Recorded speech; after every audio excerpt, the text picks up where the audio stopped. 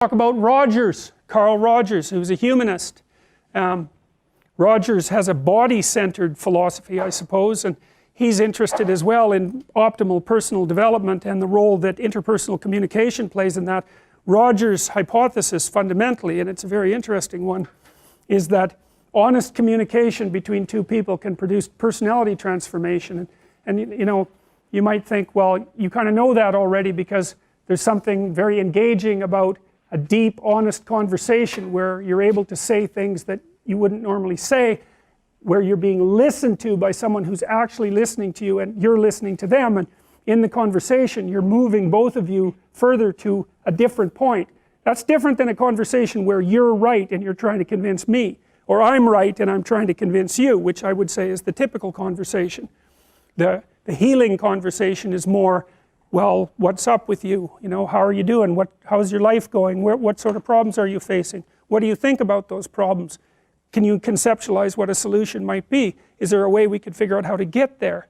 You know, so it's a problem-solving conversation, and it's predicated on the presupposition that the person that you're conversing with has the capacity to grow in a positive direction if they so choose.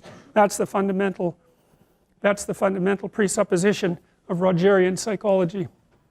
May and Frankl are also humanists. I'll finish telling you what the rest of the material is the next time that we meet. I should let you know a little bit more about the structure of the course. The second midterm is March 14th. And there's a final at the end as well. So the multiple choice tests are graded in that manner: 25%, 25%, and 27.5%. They're not cumulative. Each test only covers what you covered before, since the last test, including the final.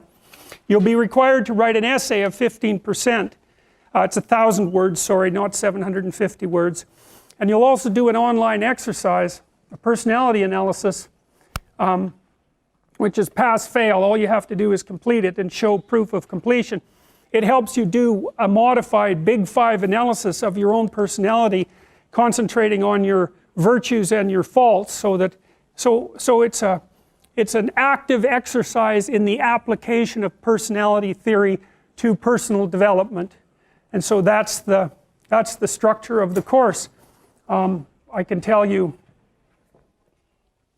there's a sign-up sheet on the syllabus.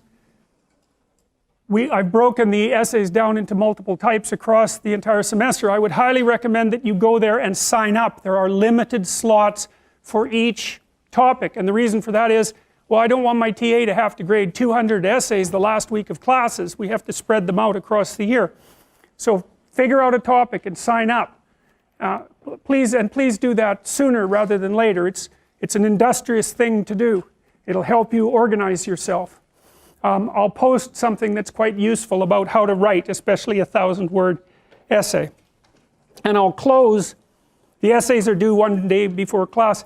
I'll close, by the way, by telling you who shouldn't take this course, okay?